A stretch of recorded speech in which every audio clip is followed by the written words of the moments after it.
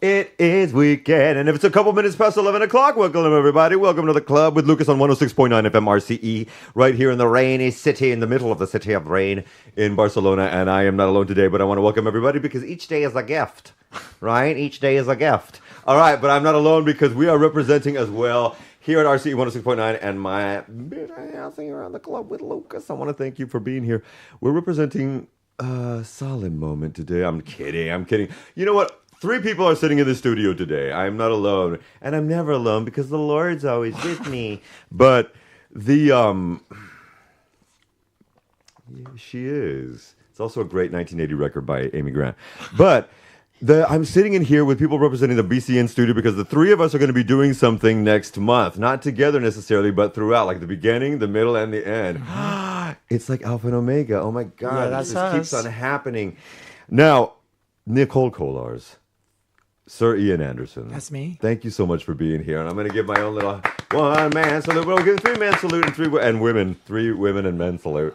3 queen salute here. Hey. And you know what, guys? You know if it's a few minutes past 11, you're always listening to this bitch ass at 106.9 FM because I want you to join me as well on the Club with Lucas on Instagram. You can also follow us on the Facebook channel at English Radio BCN and catch us with your peepholes at RCE 106.9 FM on the YouTube. Now, I will also say that all of the things that we're going to be talking about at the BCNStudio, which is located in Carrer El Cano in Poble Sec, right? It's actually parallel to Carrer Bly, and everybody knows that street.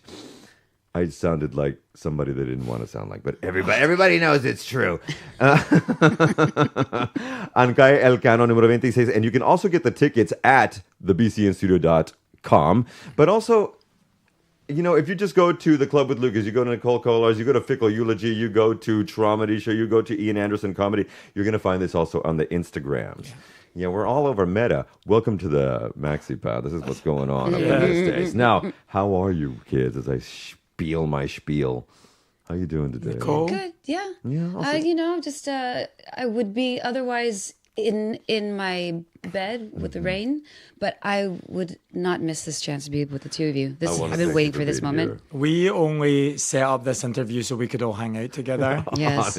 Because we're such busy women of show business. Yes. Already know. Yeah, so Busy bitches. it's great, but actually I start traveling tomorrow, so this is a really nice way to just get myself into like work mode. It's hard, like calling the performing arts work is something my working class self still struggles with, but it's a job. So I'm going back to work. Yes. And, He's going back to his roots. He's got to go back to work because we all got to work. Now, we're working it here today because, like I said, we've got 3 shows coming off.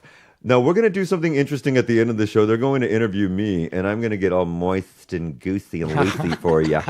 But because not only are we representing here for the BCNStudio with Traumedy and Fickle Eulogy at the end of the February, in fact, exact 1 month from tomorrow, I'm premiering my first Superstar Smash one-man performance comedy piece, inspired by many people. Okay? but specifically Sandra Bernhard, then Joan Rivers, then Kathy Griffin, George Carlin, and John fucking Leguizamo. all the games. At the end. So, and little Lukey's been doing his stuff here and emceeing and broadcasting went up for a while. Actually, this year will be 10 years since I was subbing here on Fridays. Wow, with 10 Katrina years. Logie, and I want to shout out her right now. But I also want you kids to catch us live because the jams, because of Meta and YouTube things, the jams sometimes get lowered if you're watching us with your peepholes. But you can always catch the jams live all over Catalonia 106.9 FM and RCE.com. Cat as well, okay? Now, because we are a part of a loud minority, I'm going to play an old song, United Future Organization, which is something that maybe people might not remember, but I think somebody might remember. And we're going to get into a little bit of news that we serve up here always in English, as we do here, and I'm the only one who really does it in Catalonia in English, okay? So we have some shit to talk about, and it's almost 11 out of the clock, so let's talk about it in just a minute. After this loud minority, we'll be back in about 3.5 minutes, kids.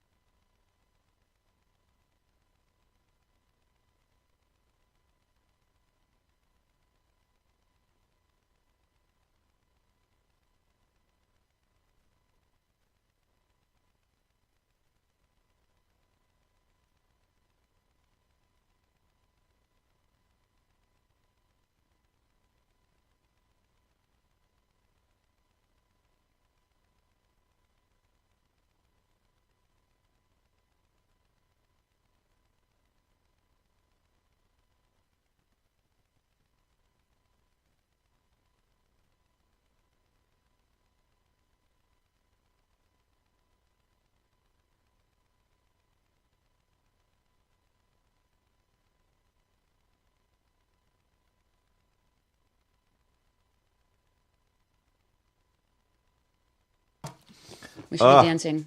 Yes, because we should be dancing. Yeah. Okay, so we started off with a little bit of jazz for you because we like to get a little snazzy up in here. But also, there's an element of things that we need to talk about. And someone told me, Lucas, you say that a lot. You say out of curiosity, and there's an element. And I said, it's because I'm a fucking educator.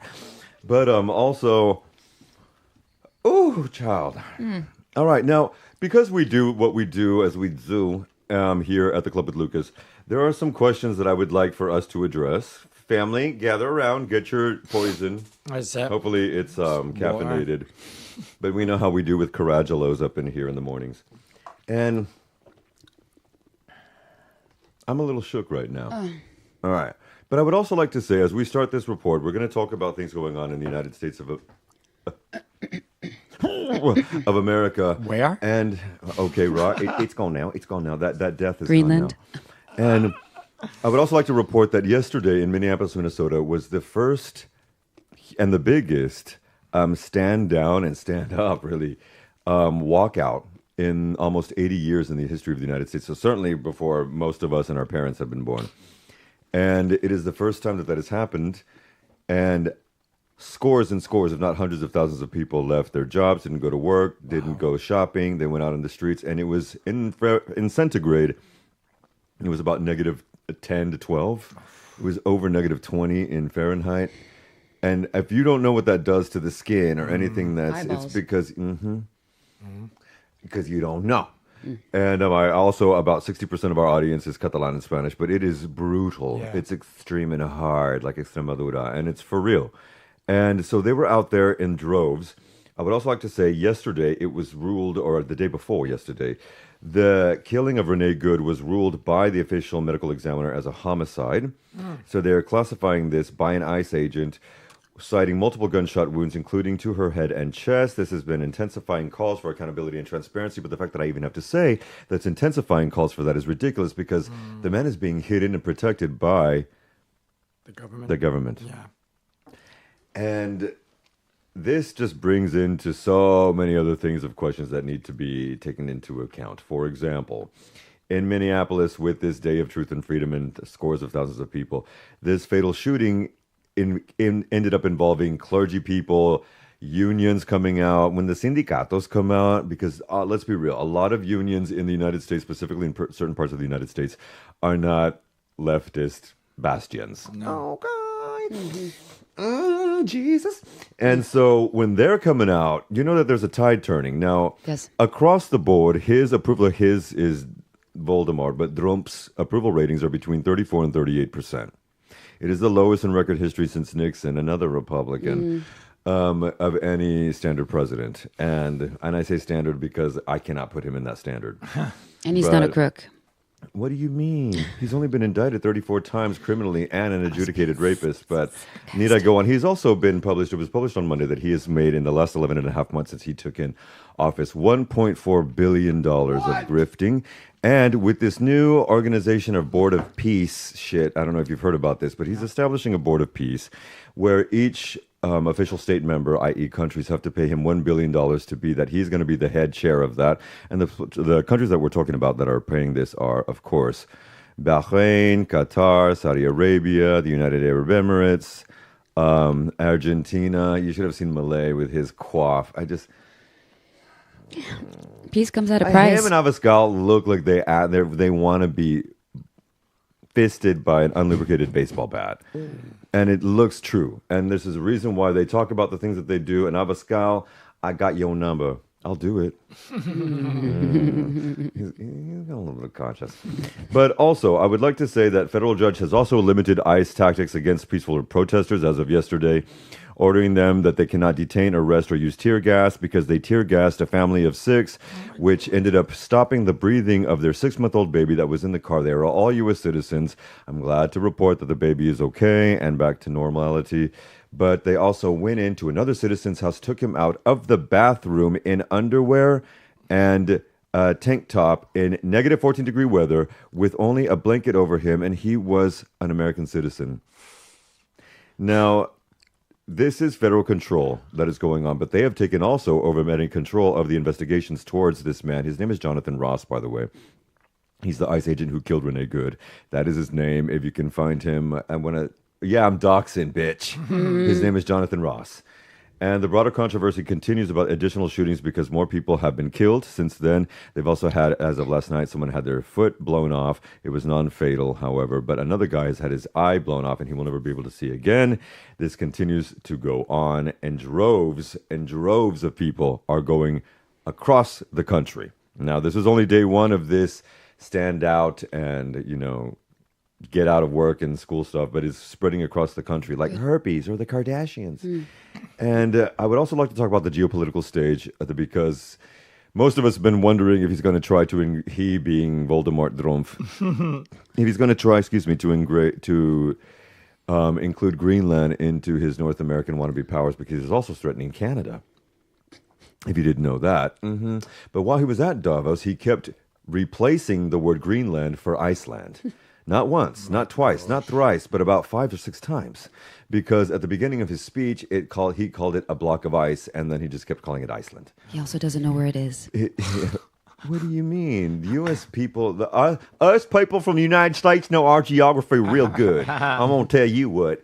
And it is full on real. Now, obviously, while he was at Davos, it was also noted that, whereas before we noticed this dark, Sith spot on him, we now see the Sith spot on the left hand as well.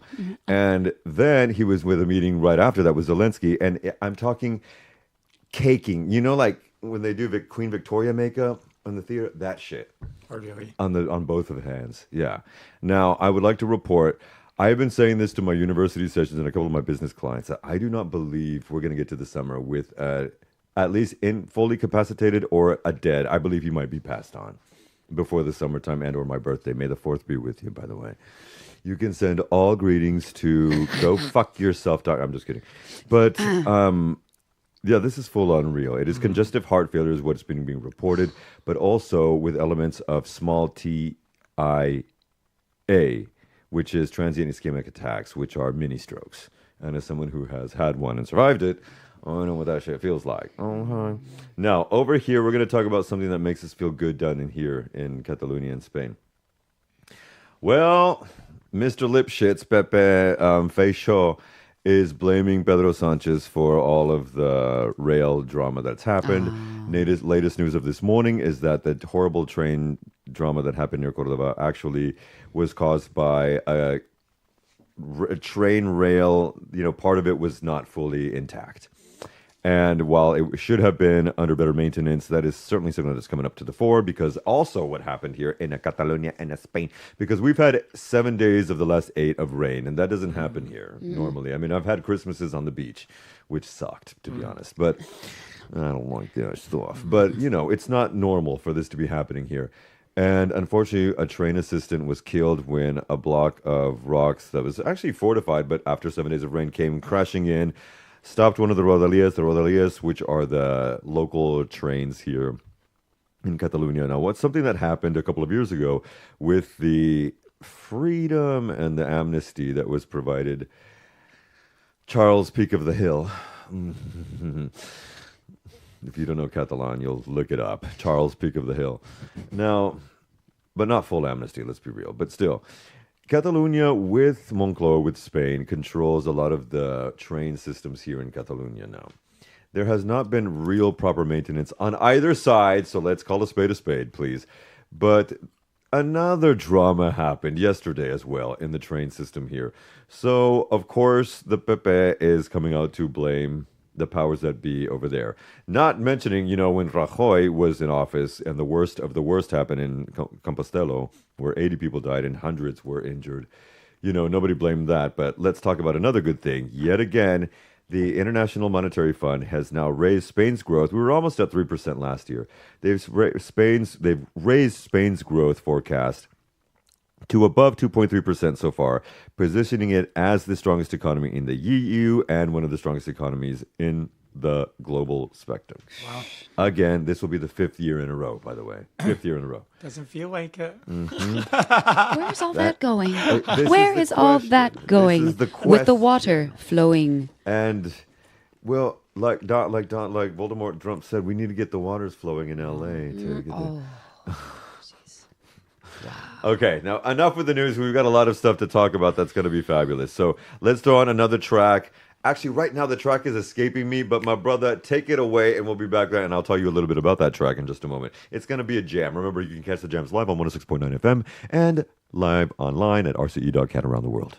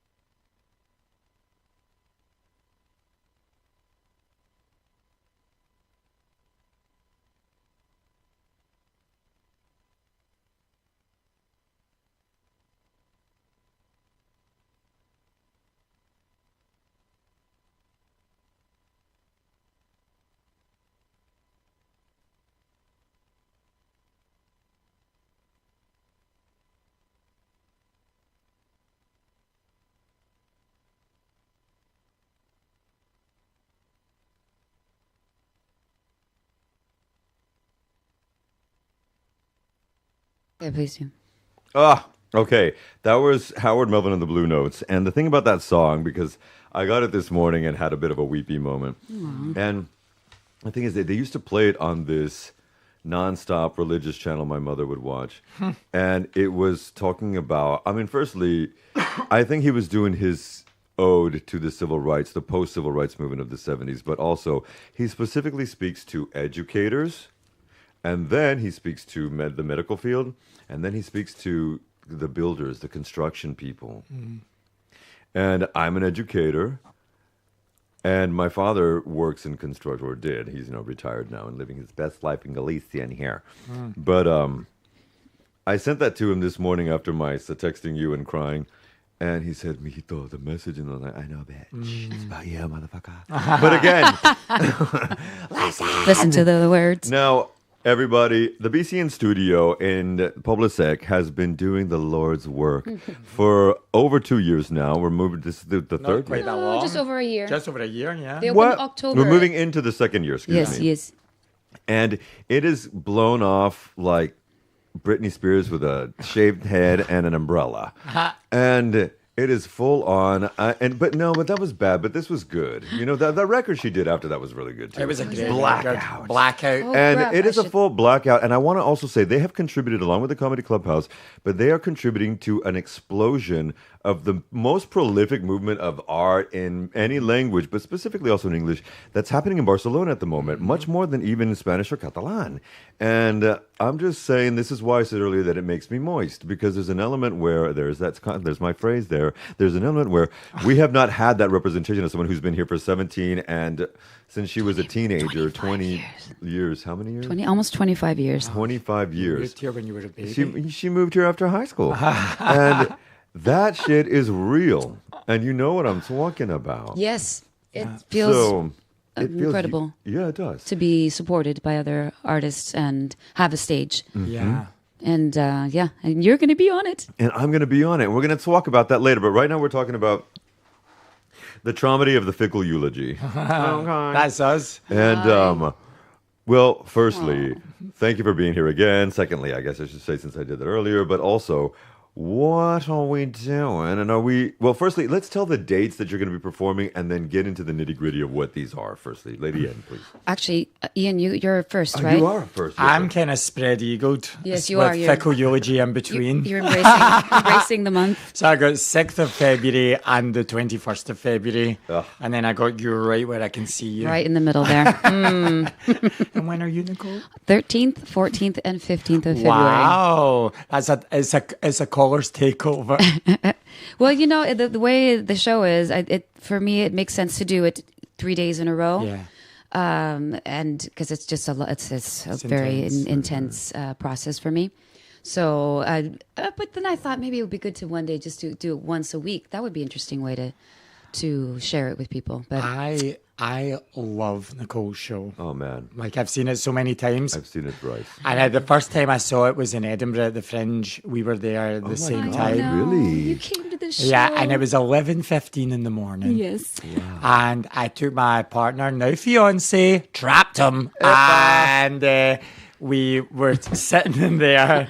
I always say that I wanted to get him to say yes before he can really understand what I'm saying. So you did it in front of a Secret to really love. big Christmas tree. The with secret lights. to love is a language barrier. We all know this. And Okay, where's your so it was 11:15 in the morning. It was a shorter version of the show. I think it was like 45 minutes, Yes. wasn't it? And so we're sitting there. It was like this black box. Nikol was spectacularity, and the tears were streaming down my face. And then when we got out, we went for a coffee, and my partner Leo was like, "Ooh," in my face. But then we went to see it again, and he was the same. And every time I see it, I respond like it's the first time I've seen it. I can't wait to see it again. So good. I was too much about the last time I saw it, I was with you Yeah, and we one of were your up friends, front, and yeah. I couldn't hold it back, and I was really trying to not, because I was right on the front, you know, where we should always be. Yeah. But they tried to put us in the back for so long. And, at least us. And okay, so obviously it's mini dramas and traumas that have inspired both of the works that are here. Okay, three of the works that are here. 3 of the words. Yes. But we'll talk about that later. Okay, Sir Iain, tell us about your story, please. Well, the last time I was here, It's been a year and a half now. yeah, it was September Of 24. of 24. I just performed for the first, I'd done the Edinburgh Fringe, which my venue that year was sitting down in a basement, no microphone. I was too tall for the room. The ceiling was. Yeah.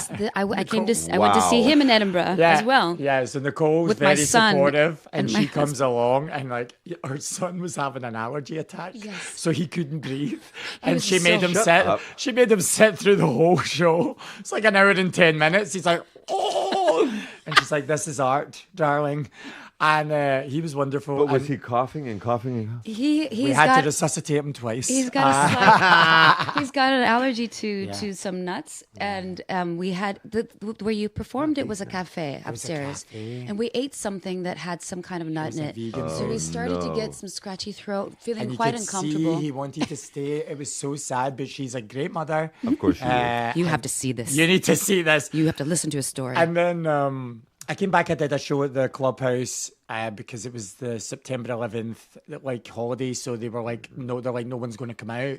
Do you want? They had a space. Hannah Becker's like, oh, we have a free space if you want to run your show. I said, I'd love to do my show standing up, you know, and it's sold out. It's sold. It was so full. We had to refuse people from the door. So then I'd done the interview here, and I had last time Lucas I was here. I genuinely had no idea what was going to happen with the show. And I've just been touring it around Europe. I'm actually, the reason why I'm going to Thailand at the end of February is I'm taking the show to Bangkok, plus some other places. Oh, yes. Like, so many cool things are happening, and I've not been in the arts a long time, kind of like you. And so this is kind of all I've known. But what I will say is, like, I'm a comedian technically, but also in theatre, and the support of so many different communities. It's not just comedy people that have supported my show. It's been unbelievable. Like, it's a really exciting time in Barcelona to try something you've always wanted to try. I was 39 when I started comedy, and now this is my career. It's crazy. Yeah, It's mad, isn't it? Because you saw me at the beginning. Yes, but right away, I mean, you're telling a story that's truthful and real and raw. You have come out the other end, and you're shining, and you're sharing this with people. That's why it's doing so well, and that's why I've seen it 4 or 5 times, and I'll see it again because I haven't. Yeah, I've got a restraining order on me because I haven't seen it. Oh, you'll yet. see it. But I'll see it on the 6th. Yeah, so we should go together. you're a Actually, virgin. yeah, I'm a Oh virgin. my gosh! Well, I actually am a virgin down there. But now it's going to be. Now the show is so good, and the BCNStudio has helped me. I think to work with them, they've helped me to elevate it. Yeah, That's what's so, wonderful about for them. real. Of course, all the experience they have within theater and I feel like performance. a real Honestly. artist when I Yeah. perform there. Yeah, Because I'm like, good. I need these lights. And but you go into a comedy club, you're like, can I have this light? They're like, fuck off. They're like, you know, what's lights? what's Well, lights? and that's the thing. I mean, I'll ask you during the next song because there are some things that I'm going to need in reference to props and/or things, and Yes. they provide that for people who are listening and will listen in the future as we repeat this. The BCNStudio will work with you. There are many things that you need to get to with your production element and production team or what have you, but you can always reach out to Annie and the gang over there. So TheBCNStudio.com, check it out. Actually, we always love to ask our guests to bring songs, and we've got little spits and spots throughout the next couple of hour and a half that we're still together, children. So yeah, refresh your coffee if you need so. But someone that we really, really love up in this family here is Jessie Ware. Yeah, she And sings so somebody let me know that she dropped a new track last night. And so we're going to play it. Now, Iain, what did you think about this track? Because you chose it. It's called I Could Get Used to This. I could get used to this. I have been waiting. I love her so much. And then the teaser came out, and I've just been waiting for Friday, so you're all going to love it. It's a great song. It's going to be all over my Instagram stories for the next week, 2 weeks. As well it should be. And remember, you can catch the jams live on RCE.cat and 106.9 FM. Oliver Catalunya will be right back in... This one is 3.5 minutes. Okay. We'll be right back. This is Jessie Ware.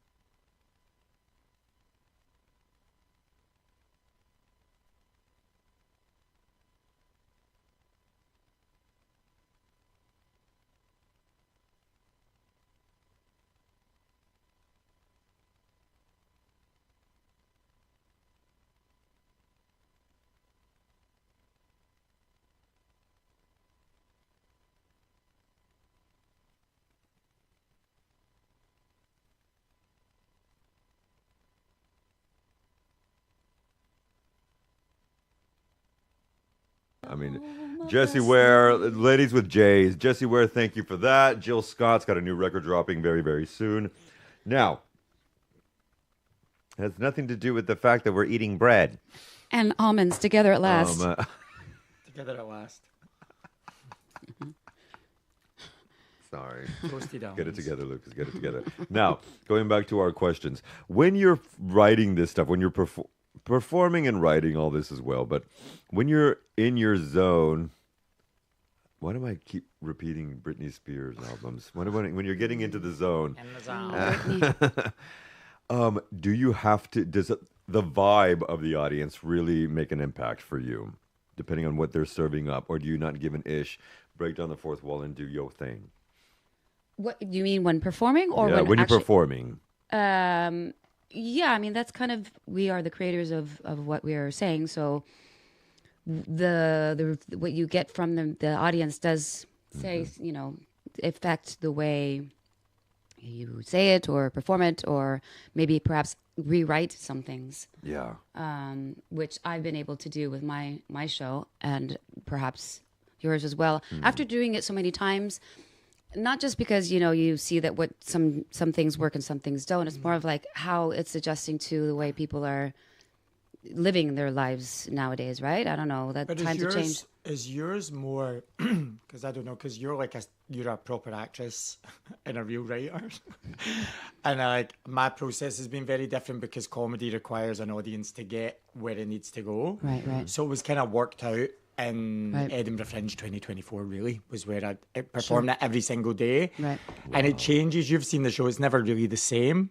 Whereas yours has actual lines and beats and stuff. So like have you gone away and redone it depending on the audience? Because like for comedy it's all audience reaction that dictates what you do, whereas yours is almost like television, isn't it? Like it's like a script. It's like there's a piece of work, absolute written script, and there's a structure, and but I have throughout the couple almost 2 years now I've been performing it.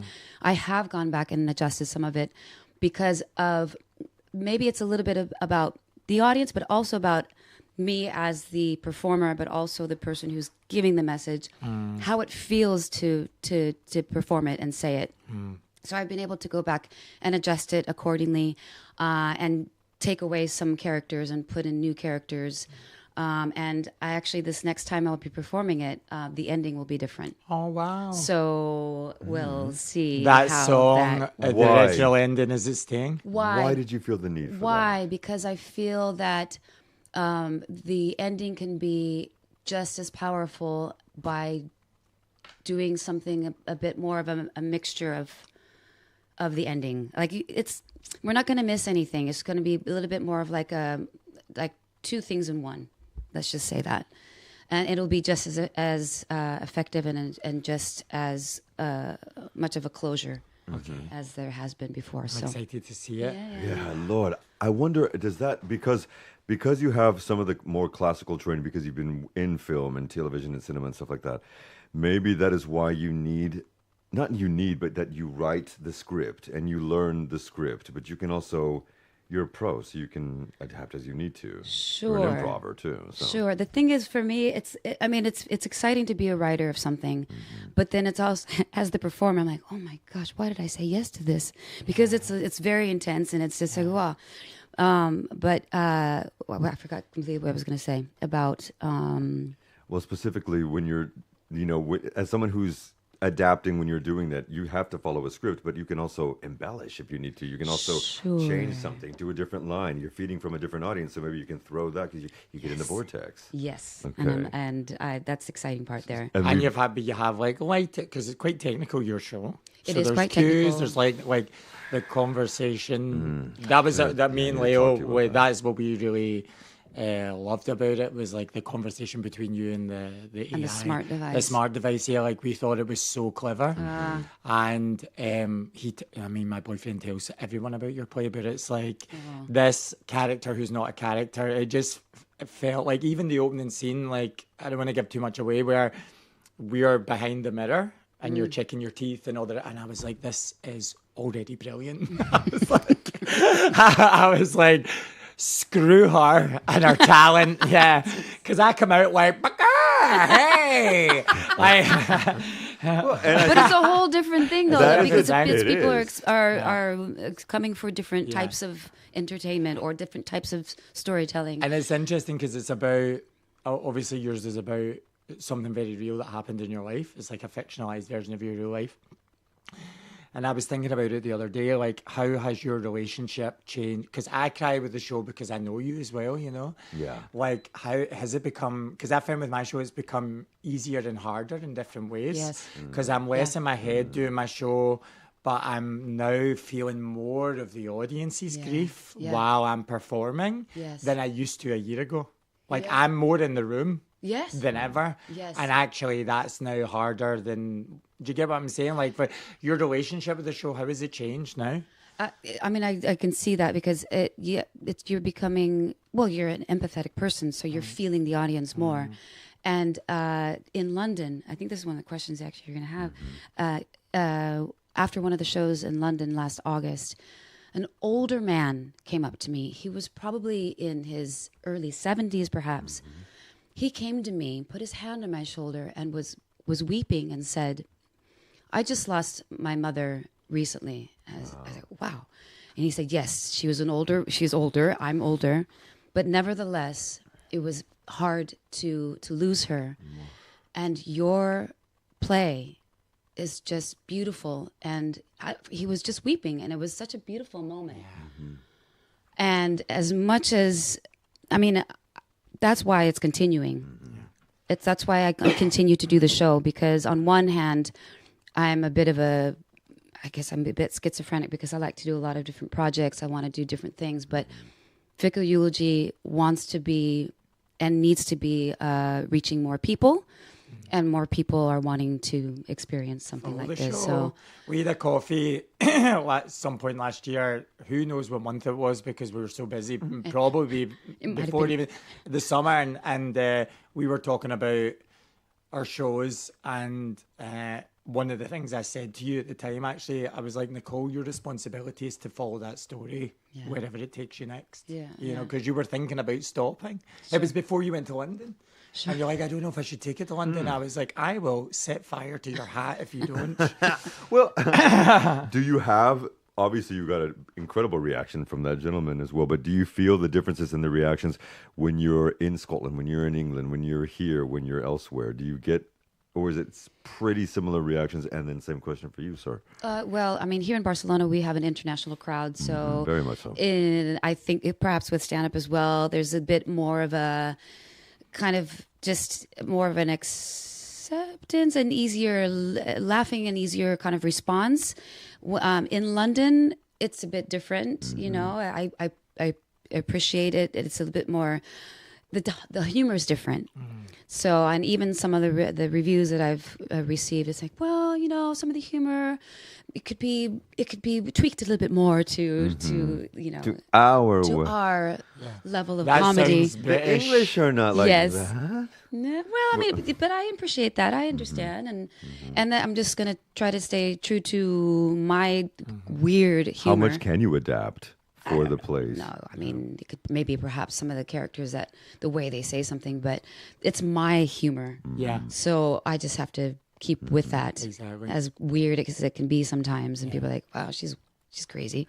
When you're doing stand-up, Ian, is reading the room and knowing what your audience is, does that affect what you might say and or do? Yeah, I mean, less so with Traumedy. I mean, there's a couple, there's like basically 4 main stories within the story, and what happens in between depends. You know, sometimes the audience are really energetic, sometimes, you know, they're more somber. But like last night, for example, I was hosting, and that's all about the room. So hosting shows has given me like that skill set. I started hosting like just after I came back from Edinburgh the first time, and it's a great skill to have, you know, to be able to just be, because I'm quite quick on my feet anyway, like in conversation. So being able to translate that to the stage, it took a couple of goes, but now I always feel like I can. Like last night we had a really drunk woman, I don't want to name her name, Ingrid. And she was such a laugh, but she didn't realize how destructive she was being, right, to the room. And you've got two choices as a host to like get really upset with her or just be like, hey, we're all here to have a great time and we want you to join us.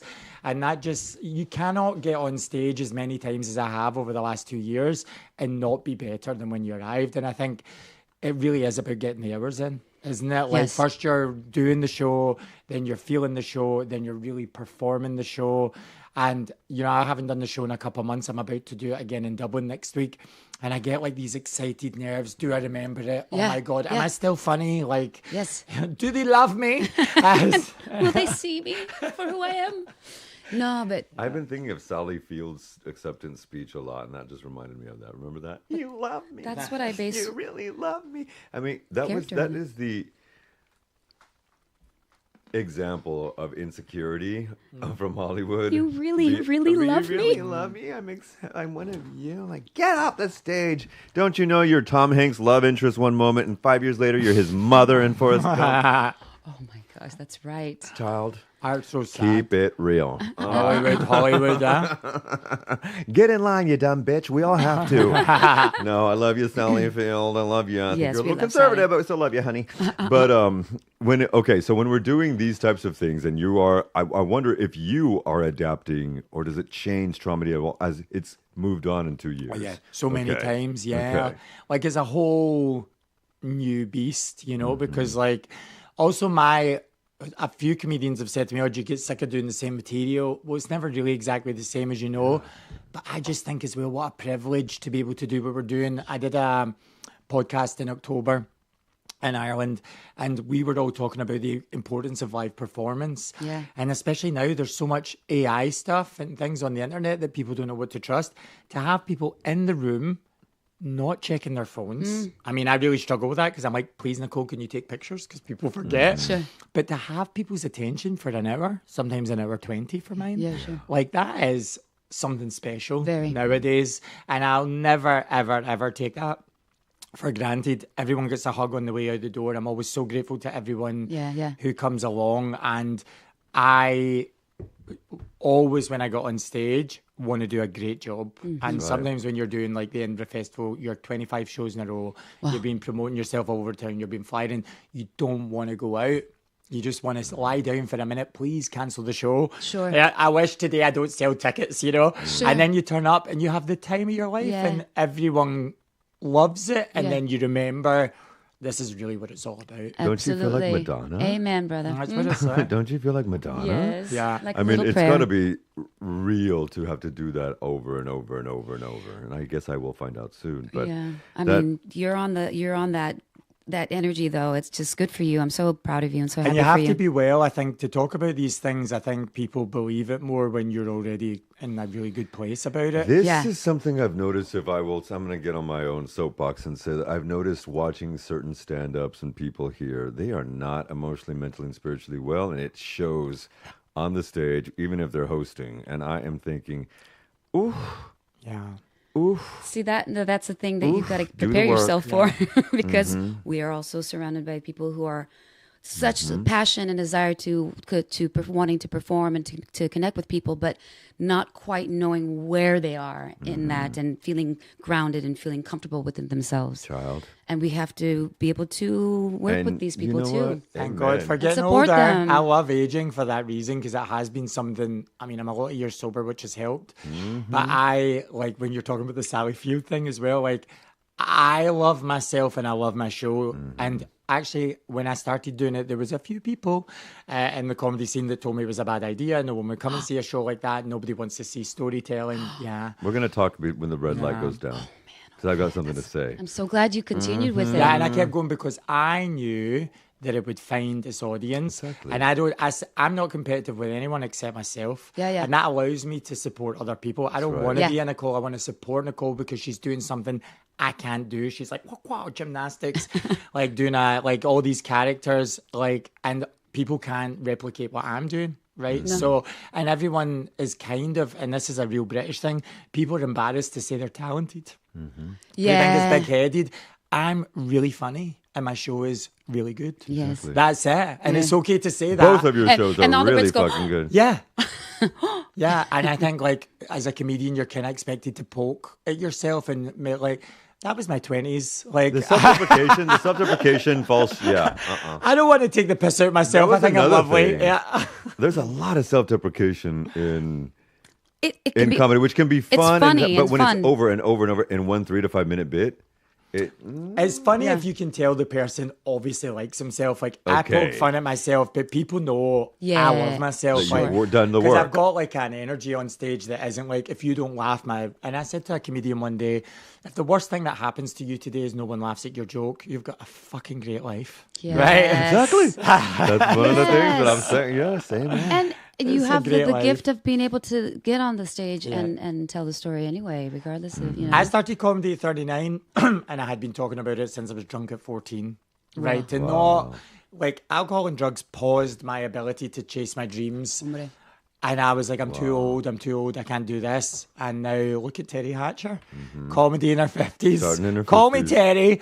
But that's why I did. One of the reasons I wanted to do the show was to inspire people that you can always have a reset at any point in your life. Yes. But it's your responsibility to look after your own happiness. It's not up to people to make you comfortable. Yeah. And that is for everybody, not just people on the stage, children of the corn. Everybody. Life in general, Es que Yes. ojo, eh? Uy, uy.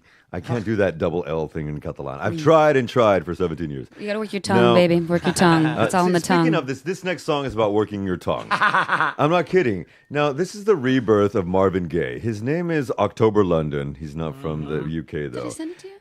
Oh. No. right, You know it's a October great song, London? yeah. I love him. This mother.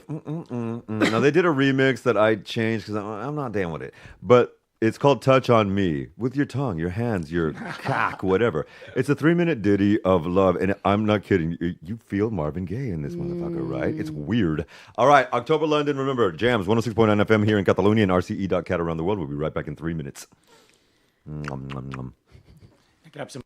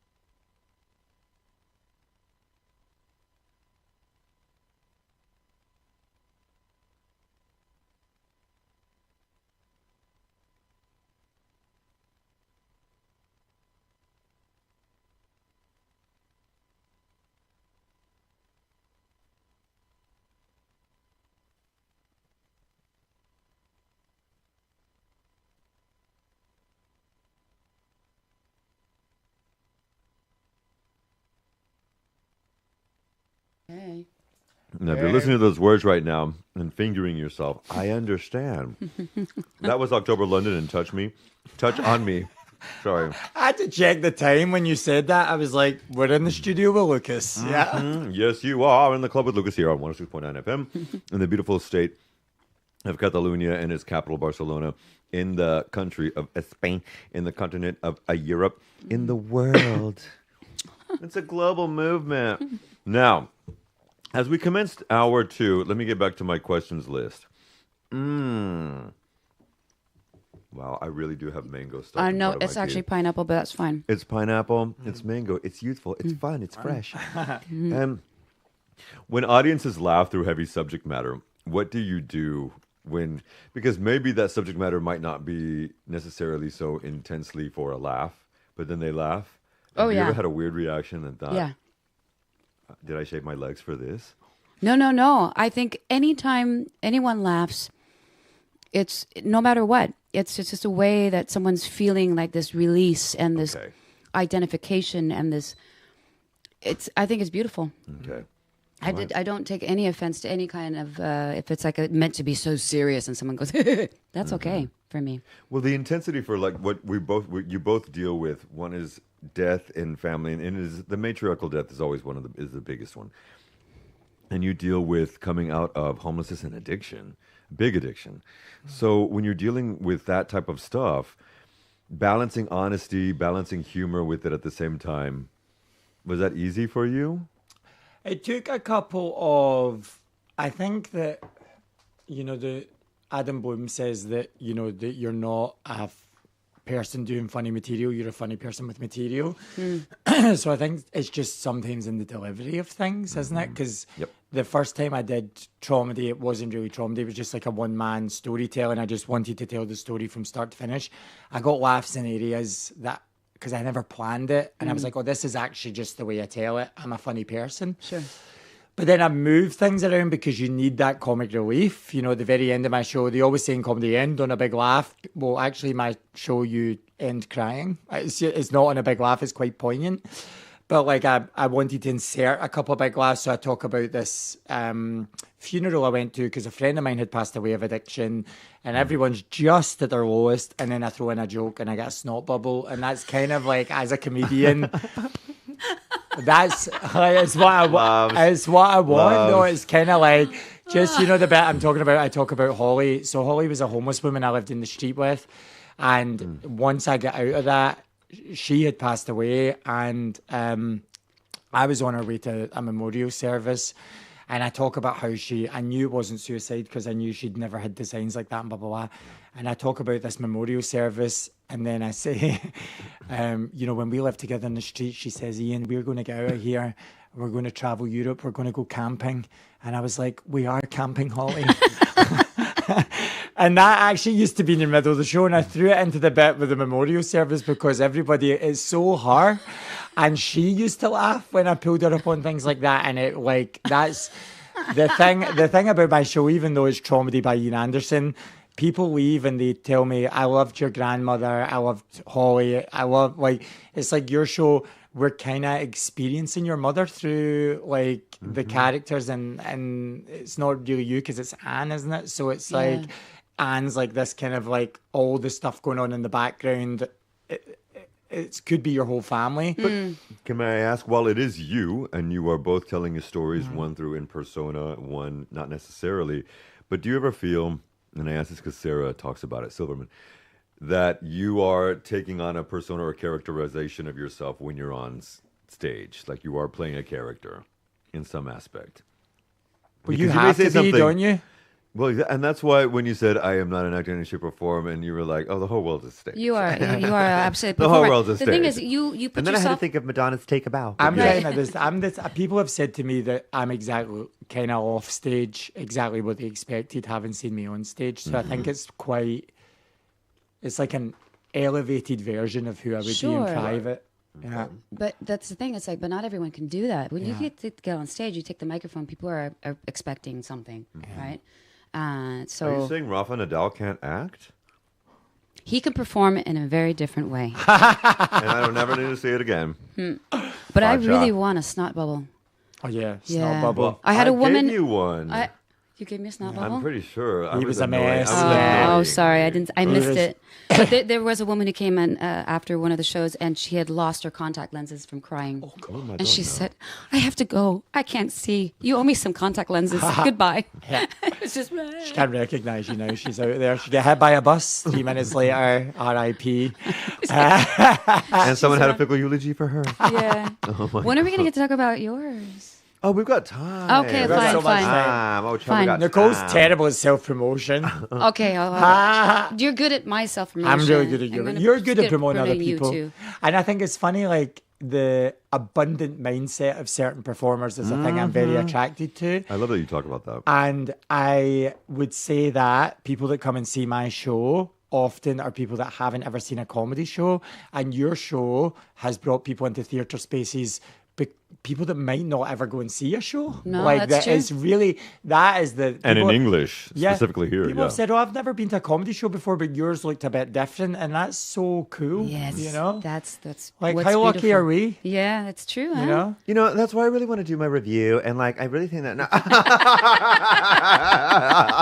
but it's true. Like it's true. Like It's very true. No, When you have something to share and a gift to say, and the gift of discernment, you have to honestly.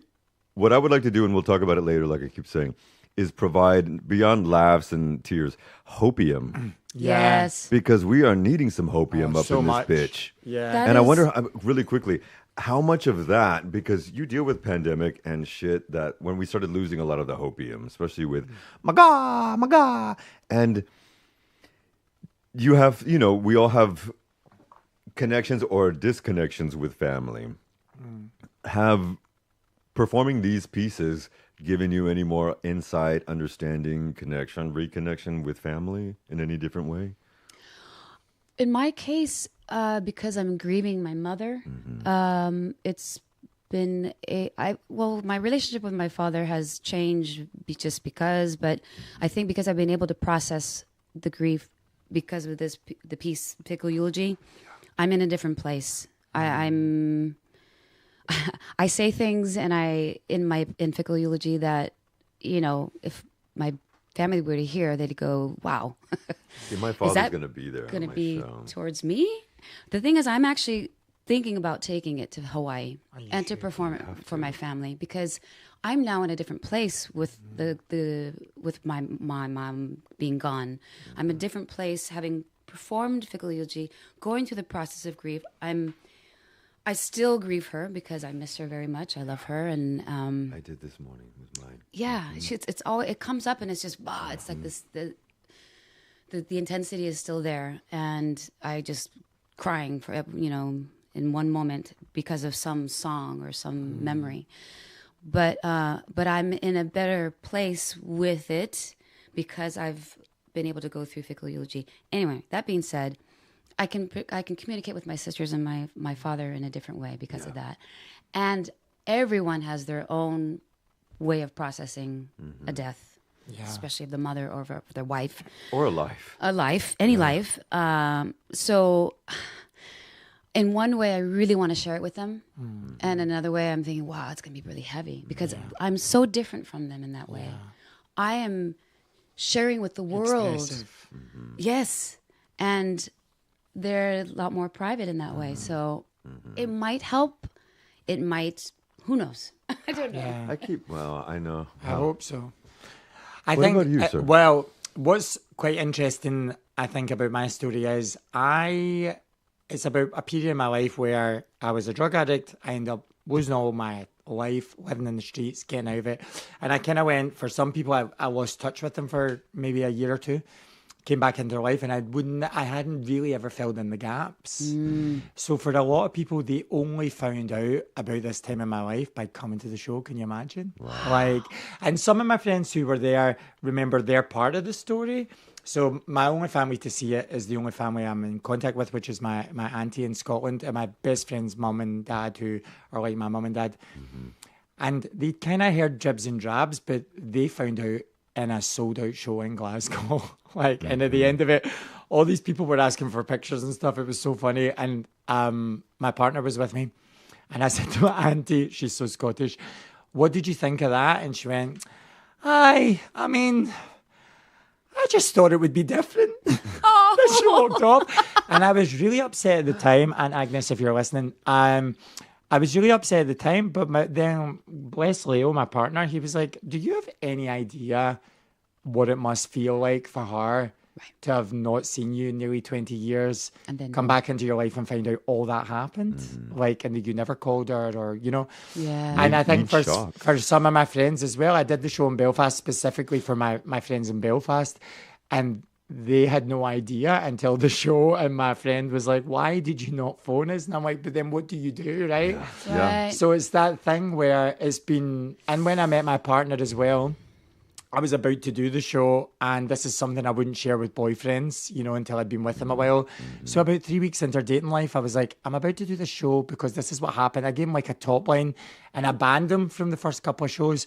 And then he found out by coming to the show as well. So it was like and it's that weird thing where, is it easier when you're talking about your family to share things to strangers as art than to sometimes sit down in it? Because I find it very hard to feel sorry for myself because I've processed it. Sure.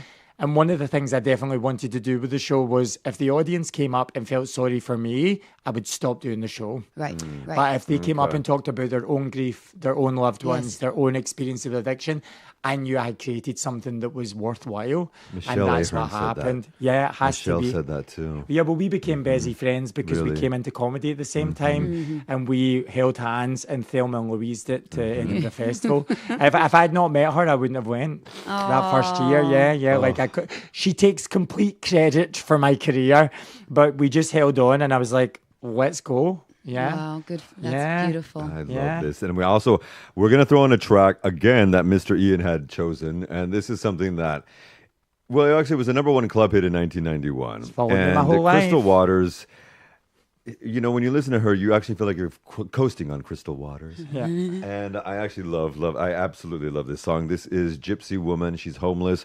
And we'll be right back in just a few minutes. And this is RCE.cat 106.9 FM. That's your theme song. It's my theme.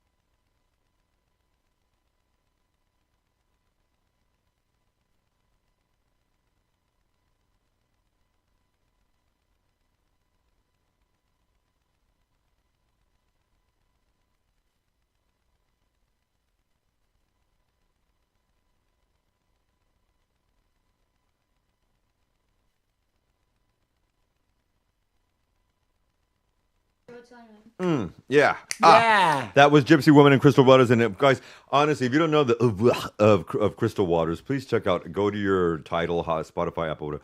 Just check out her All our House songs. Love, because it is a clear New York representation of the way things should be. And Gypsy Woman was written about a woman that lived downstairs from her. It was an Exactly. accidental Yes, it hit. was. Yeah, it was a true story. Fully based on something true. Uh-huh. And, excuse me, Nuts. if you see somebody, I'm nuts, they're gum.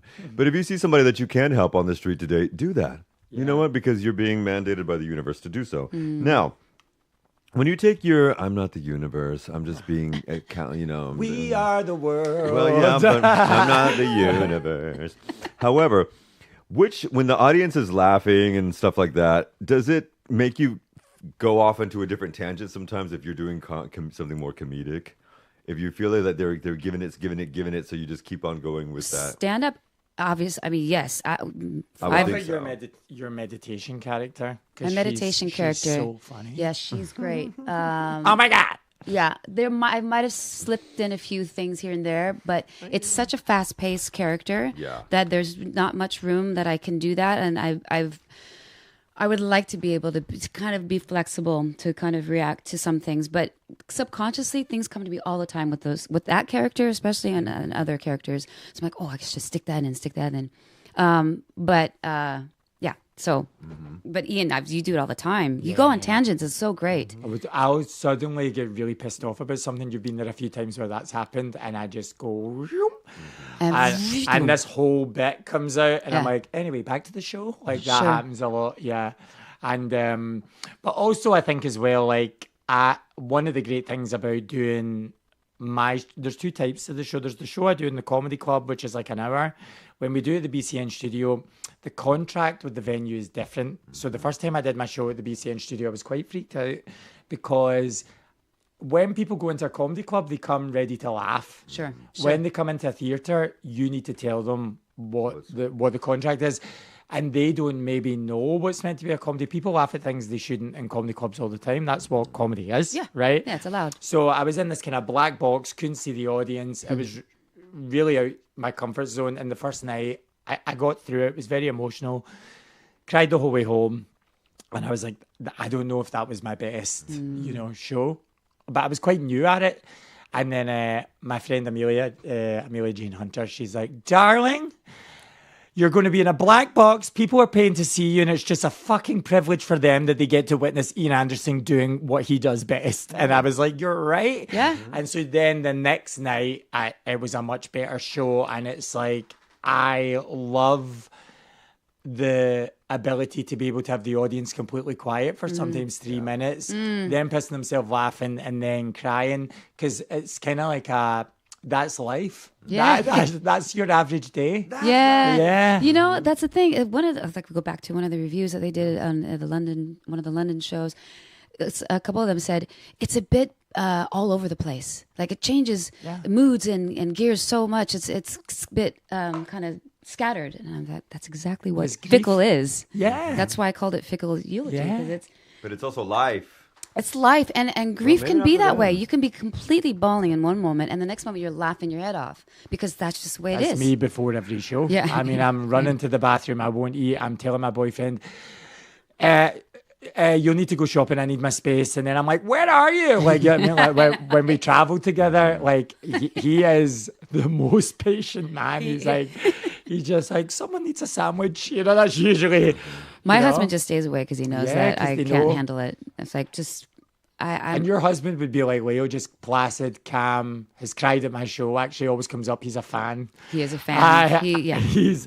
But like just like that background, we were talking about this, to have someone who understands the madness of having an artist as a partner and being able to just support that, because we're not easy on show day. No. After the show, you're hugging, you want to say hi to people, you want to run away, like it's so much. Yes, it is. And I'm about to do a Q&A after these Fickle Eulogy shows. I've been waiting on this. Yeah. The thing is, I mean, you've done this before, and I'm looking forward to doing it. But afterwards, I'm almost not there.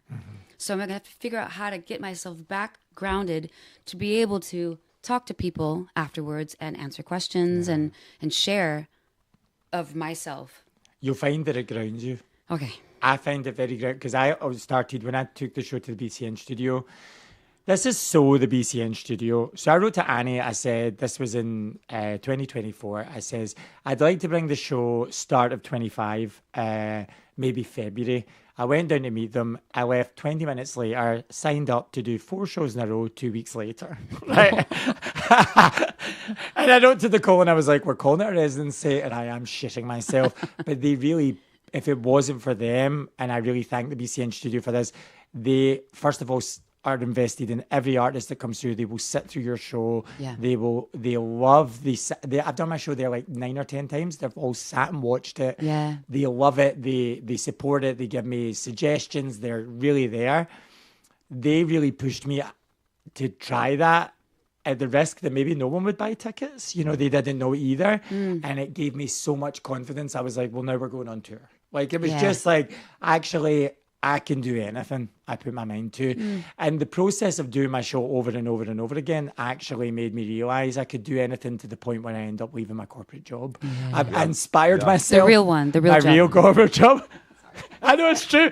No, it's a thing because in the show I talk about how I was a compulsive liar when I was in drug addiction, and now I'm a storyteller and a comedian. So it's the same skill.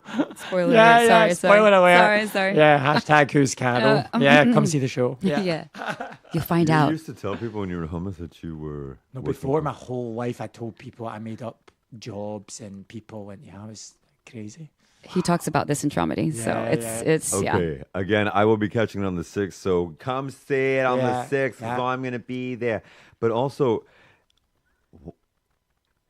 but I just have it because part of the things that I'm talking about is the lies that we, especially with men and the embellishment, and it starts at a very early age, and your girlfriend in Canada and shit like that, or wherever she may be. Oh, I never made up one of those. She lives in the Highlands. I'm not that good an actor.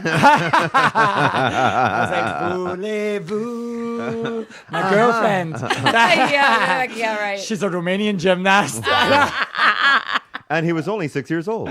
And so Close. you already know. Sachet Sante. But I'm going to throw in a really quick track because we have more stuff to talk about. And then I guess we should talk about other stuff too. Yes. I think I'm going to vomit. I'm going to vomit again. And now I'm going to play you something that most people don't know that this is actually a genre. It's called Sunshine Pop. Ooh. And it was, brought about together because of the Brady Bunch. As if pop isn't already sunshine. I'm totally kidding.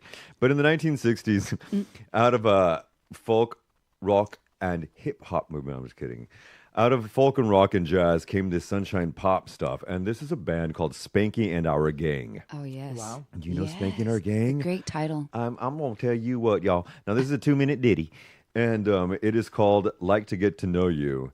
And this is probably when, if you do it, you should refill your caffeine and then take a hit off your pipe.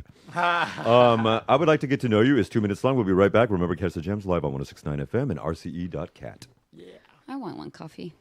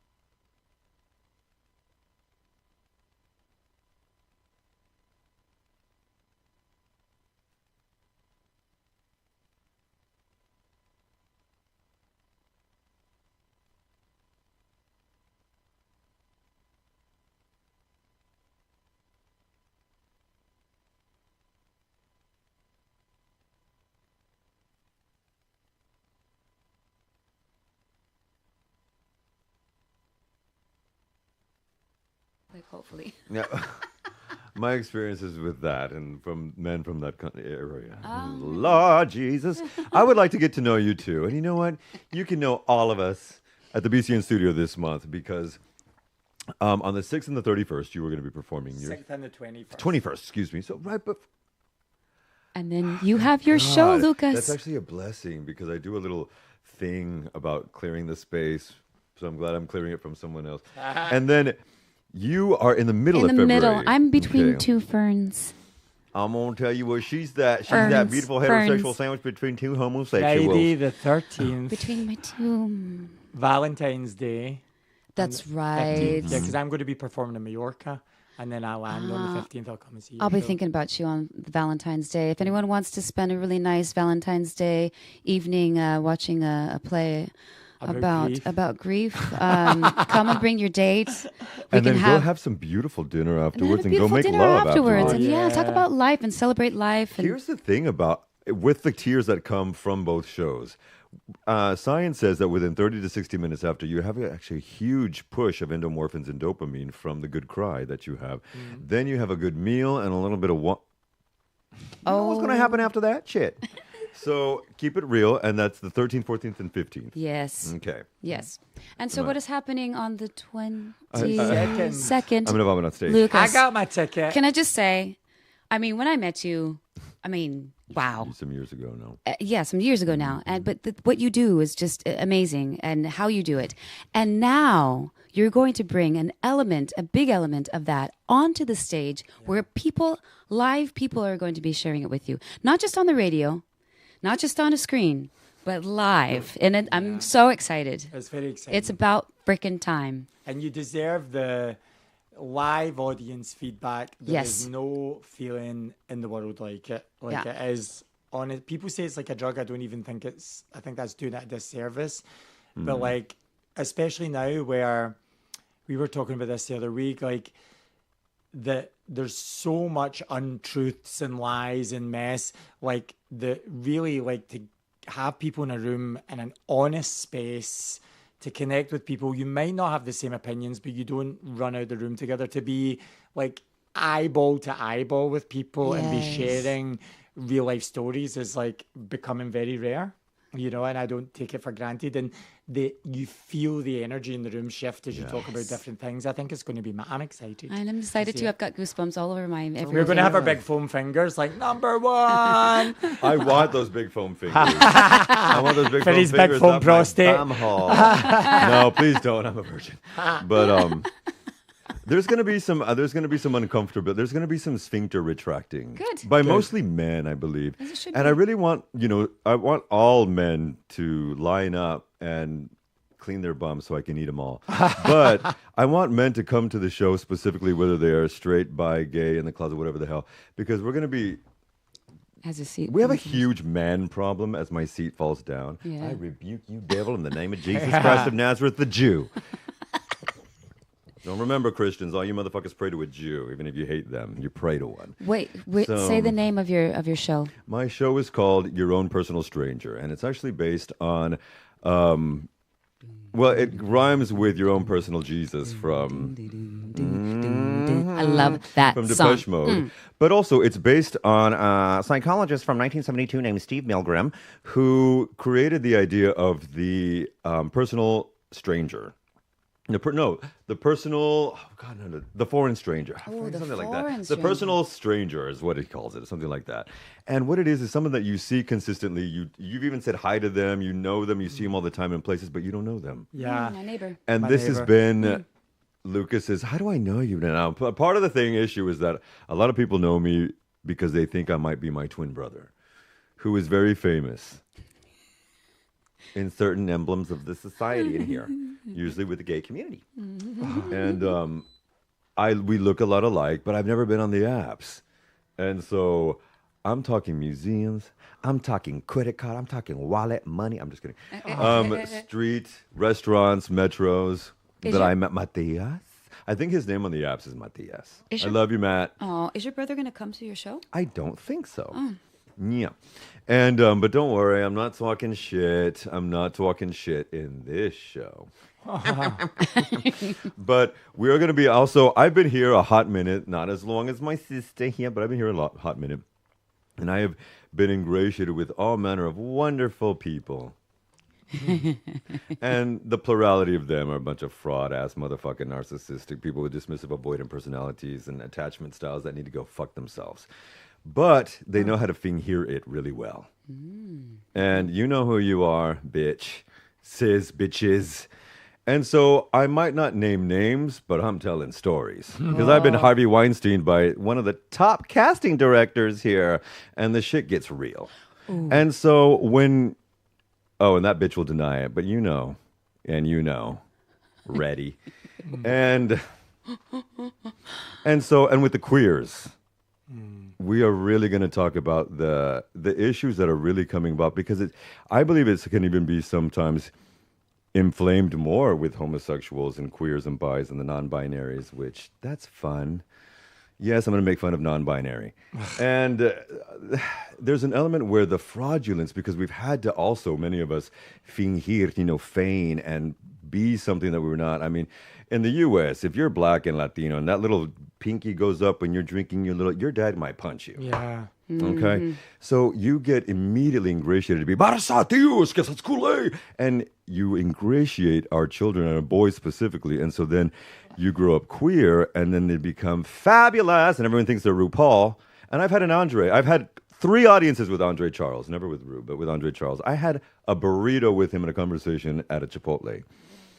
So, and there are many, and I've had so many celebrity run-ins because I grew up in New York City, and my family ran a lot of businesses in the entertainment industry. And so we're going to talk, and it's going to be fun. It's going to be fabulous. I'm also going to be singing because the dear Lord gave me a terrible voice. And I'm also a classically trained actor. I did study at HB Acting Studio in 120 Bank Street. Shout out to the tutelage of Jeannie Kaplan for 4 years. May she rest in power. And so I've been working on this. I've been broadcasting for a while. So I'm ready to do this. I was born to do it. And it's not going to be an Ashley Simpson, I'm going to jig myself off the stage moment. Okay. Just curious, why? Okay, because you have all this and you've had this in you for a while. Why now? Yeah. It just feels, Why not now? It feels time. It just feel like you feel now. It's like I'm going to quote Mariah Carey. Not more than 3 short years ago, I was abandoned and alone, without a penny to my name, so very young and so not very young, but so afraid. And 3 years ago, proper shoes upon my feet. always proper shoes upon my feet. I do Sometimes have you 50 couldn't even pairs, eat. but sometimes I couldn't eat because I had to make sure that my babies were eating. Yeah, I've done that. And I was, and it was a terrible divorce separation. It bankrupted me, and I had the stroke from that. Yep. The mini stroke. Yep. And when you survive all that, and you're able to keep it going, because really, when you grow up Latino, as my mom once said, honey, because I grew up in a privileged environment, and we're going to talk about that too. Less than 11% of Latinos grew up the way we did in a fucking country club in a 3-story house. You don't get that shit. My parents worked their asses off, but one of the things my mother always taught me, and we really going to make jokes and talk about it as well. It's fun to make fun of my mom. She's a fly now. But is she going to fly in here, girl? Don't laugh. She fly, and, she fly. Is that, honey, well, I won't say part of the jokes. I'm going to save that for that. But, and I don't want white people to get offended. So I need you to bring your... That's all they do. Just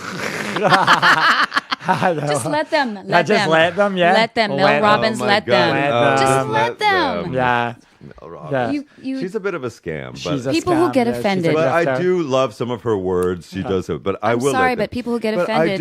I don't want my Yeah. queers and my white brothers and sisters to be offended. But we are going to talk truth. Because I promise you, those of us who are Latino and gay or black or Asian, we've been dealing with all manner of jokes since the cows came home. And we actually made the cows come home because we're the ones who built that fucking country anyway. It's funny you say about the dishonesty, because I think we spoke about this when I was on last time. Is like when you grow up gay, you're taught to lie. You know what I mean, like it just happens. Like I mean, I was in a little boy in the early 90s. I was born in 84, so it was kind of like, well, don't tell the truth about yourself because you'll break someone else's heart. You know what I mean? Like you're just, it's drilled into you, like you being yourself. Like even the whole concept of having to come out, like me being myself hurts you. Like they always think the poor mother. I know that's the way they used to talk, and I'm like, I'm the one that's going to get gay bashed. Right. Like, do you know what I mean? Like, you'll be fine. Because, It's what are so they gonna bizarre that that's how we used to, like, it's not so prevalent anymore. It still happens. But it was this, like, The about guilt. what you were doing to people by Yeah. being yourself. And I've always really struggled with that. That causes trauma. Causes so much Of trauma. course. And if you're having to deal with it over and over and over and over, Yeah. repeating it causes CPTSD Yeah. because it's a little Yeah. triggered every time. And you have to take the bitter with the sweet, and that's the name of the next song we're going to play, by the way.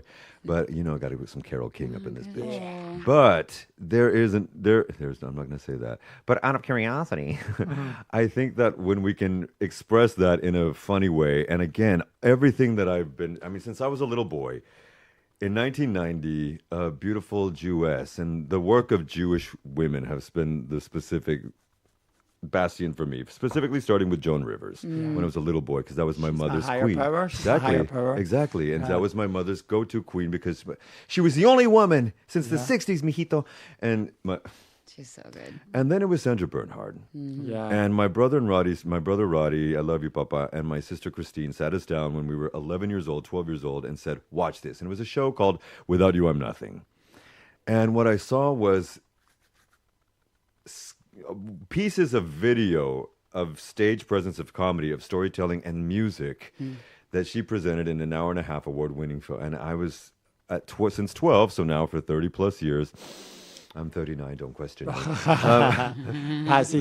It's been boiling. And so, honestly, It's time. it is time. And It's I high think, time. it was the same for me. I mean, I was 6 years clean when I started doing comedy, 7 years when I started doing Traumedy. I had the name Traumedy forever. I mean, even before I was sober, I was like, oh, my life is but a Traumedy. And then when the timing was right, it wrote itself. Yeah. And like, there is like, they always say God is the timing, but I couldn't have done the show any sooner. And also I didn't have a message to transmit. And I think that's the thing. Like, when you're in the middle of something really awful or traumatic, getting on stage to try and correct that, it could be a mistake because it's kind of like, I always say, it's like going to one French lesson and then opening an academy. Like, you don't know what you're not there yet. No. And so now I feel like I'm in a place where, I've been through enough to actually comment from a place where I actually have a message, right? And it's not just about, oh, poor me. Actually, it's about something bigger, and that's what always we're meant to about do. others. It's always about others. always That's what about others. storytelling's for. Exactly. exactly. That's what my Yeah. work is for. Yeah. Anything I do with education, business, or history, or broadcasting, it's always about community. promoting and helping and doing something for others. Because, that's something my father taught me years ago. Mijito, we're all in the service industry. Some of us just get paid better for others. I mean, if we don't have sick people, we don't need hospitals. The doctors don't have a job. If we don't get hungry, what's the supers in a restaurant for? Lawns. So everybody needs to get over themselves, and Elon Musk needs to die the death of an infidel.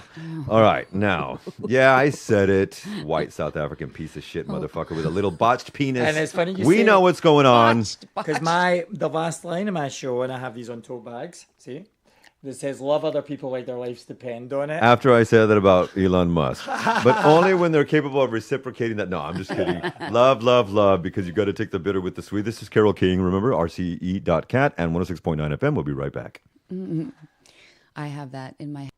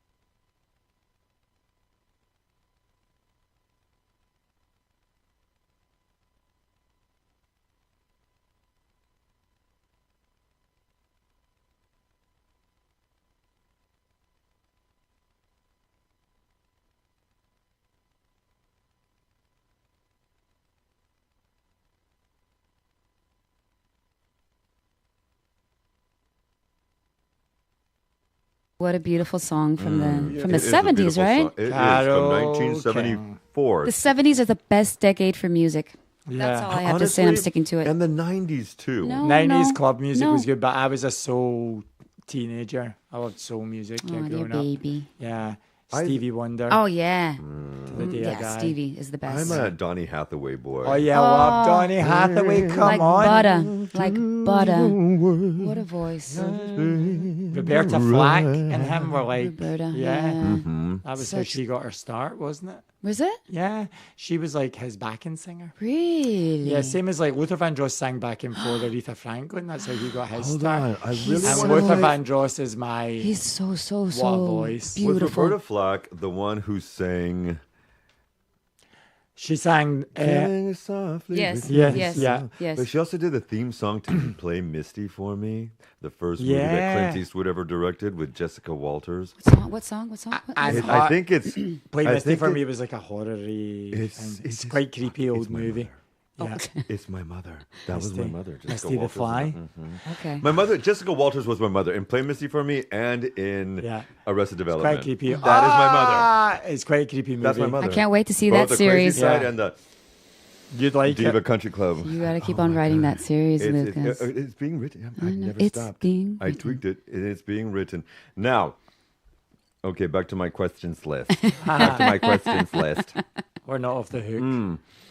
Have you discovered anything new about yourself in recent times with this new year? Well, performing, but also leading into this new year, because I think 26 has started off really wiggity whack. Crisscross style, y'all. Crisscross. It's about, for me, to not think too much about things Yeah. and just do what I want to do and work towards it. And because I tend, well, I just think a lot about, oh, what if this, and oh, I shouldn't do that, and oh no, it's not good enough, and oh no, it's not going to do well, but whatever. And I've shown that in recent past few years that just doing something will lead to something else. Okay. So I'm speaking more of my creative side and my performance side, and I'm enjoying that. Just going, okay, do it. Let's do it. I mean, that's, Edinburgh. I didn't think about that. You didn't. I didn't have time It to. was crazy. She's just like, I'm going to Edinburgh. It was very last minute. Yeah. And you had, what was your rehearsal slot? It was like 3 o'clock in the morning. It was 12 o'clock midnight to 3 o'clock in the morning. Yeah. We had just arrived that afternoon. My son was going, what? Because he's my technician, my sound. And I said, this yeah. is rock and roll, little boy. This is what it takes to be a performer in theater. And and then we had a performance the next morning at 11 o'clock in crazy. the morning. It was insanity. But it was a great experience. Yeah, you did it great. So, For him, too. yeah. Because that is really, I think and I don't know if this is a social media thing, because I didn't get social media until I started doing comedy, but I've noticed that I would work harder than other people want to.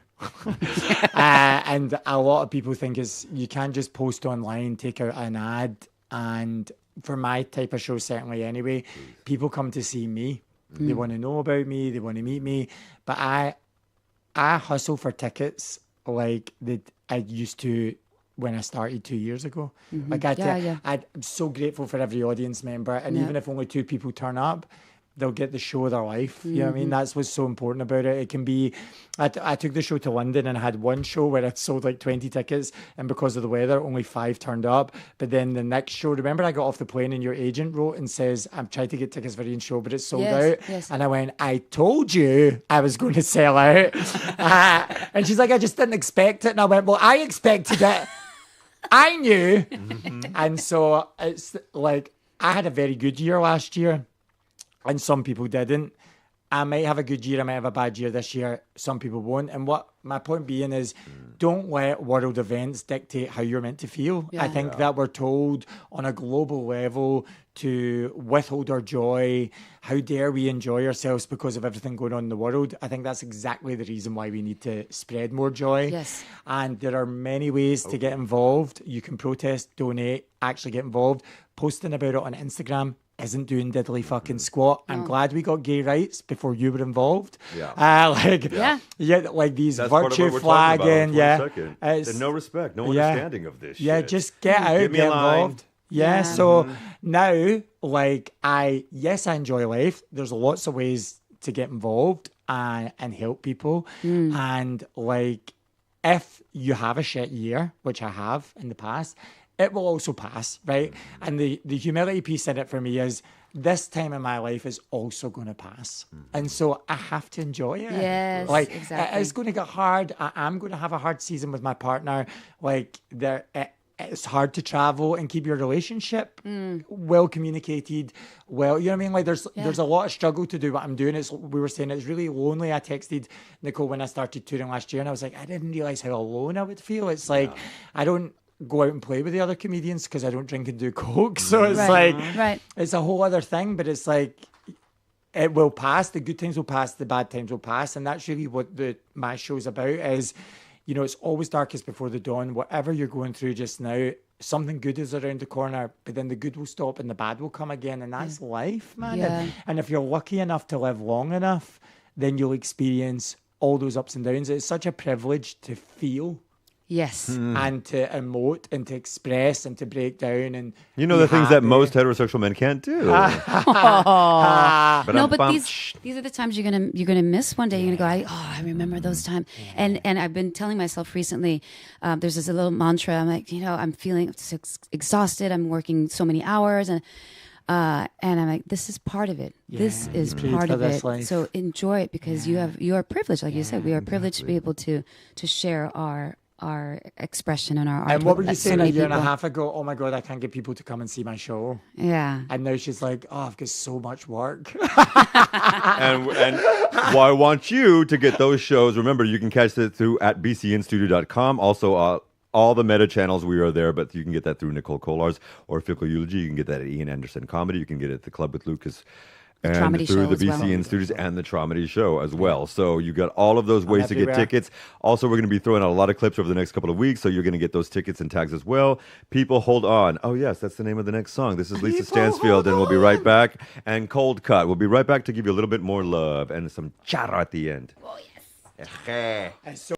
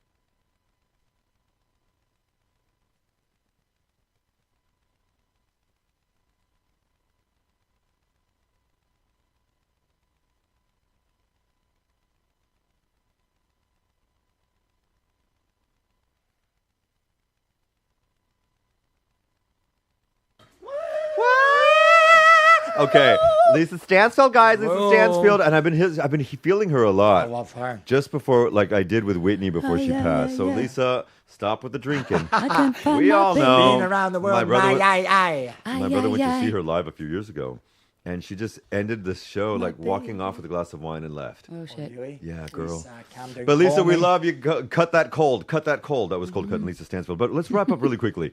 If your show could have a theme song, I know I had to ask that stupid question, but I want it. What would it be? God, yeah, I mean, I know what Ian's is, Oh, but yeah, he's that's got true. one. We just played it, didn't we? It's kind of hard for me because of all the different characters and changes and moods and vibes, and But what's the song at the end? the song at the end is "Here's to Life." Like one of the greatest versions is Shirley Horn, but the one I use is a different artist. But "Here's to Life" it's such a beautiful Every song. time I hear it now, you don't want to hear that. With the 5 to pictures 12. too, but 5 to 12 in the morning in Edinburgh, crying all over people's life. I mean, it's for me is the perfect. Okay, well, Why? final question then. Advice or something you would have told an earlier self, your inner child, your inner youth, when you could, or if you could have, what would you have told them? Exactly what I just said about something I discovered about this year is just do. Do it. Just do. Don't think. I mean, there is an element of thinking of like how you are going to go about doing something, but just follow your Follow your bliss. your bliss, and you're in it, and then everything will fall into place. Okay. All right. Yeah. And what would you have told your inner self, inner That youth? being creative is not a waste of time. You know, like I think, and I kept that almost talked myself out of ever giving this a go. You know, like oh, it's a waste of time. I'm too old. I have a real job. Like words like that. Yeah, man. I have discovered performing live how important art is to other people. Some of us need to make it. We all need to make it, and especially in the addiction space, they say most addicts are creative people without an outlet. And the longer I'm creative, the more I can see that to be true. Wow. Or closet cases that never could come out. Yeah, that's something I want to do this year is help more people find their creative Everyone has it. voice. Yeah. Yeah, that's great. All right. So, kids, go find your art, go find your bliss, and Come please see don't our find any shows. ignorance. Remember, you can catch Traumedy, which is happening at the BCNStudio in Carrer del Alcano in Poblacic. You can buy that at BCNstudios.com as well for tickets. Traumedy will be playing on the 6th and the 21st. Fickle Eulogy will be playing as well at the BCNStudio on the 13th, 14th, and 15th of February. And then my show, Your Own Personal Stranger, will debut on the 22nd. 22226. Yes, it's all about divine numbers. Now, also, I follow Charo and have for a while now on social media. And a lot of people, even though she's from Spain, they don't know her here because she blew up in our country with, well, en Las Americas, de verdad, but also with the Love Boat before we were even born. So you chose a song before we were even born. You chose a song called Malagueña Yes. by Charo. Why did you choose this one? I heard it the other day on the radio. I think it was listening to KCRW in California. Oh, they shit. played it. I was like, oh my God. I had no idea she was such an amazing guitarist. Oh, no. She is so talented. She's amazing. She's amazing. I didn't know that. Since I was a kid, I my knew her mother as a loved her. personality actress, an entertainer. Yeah. But she's a classically trained. She's amazing. Spanish guitar and a woman. And I didn't know that she married an older man when she was 14, 15. Whoa. They lied about her age, I think, and he was in his 60s. Oh my God, it's a total didn't know Aaliyah that. and R. Kelly moment. But forgetting that, sorry. prison bait. This is Charo, and she's a fabulous woman, even when she's walking down the street with her dogs and no shoes. It's LA. What are you going to do? You know your people, Nikol. Charo. All right, people, power to the people. Remember, take care of yourselves, because if you're not taking care of yourselves, how are you going to do that for other people? We love you. We will see you same bat time and channel next week. BCN Studio, we love you too. Bye, everybody. Ciao, ciao.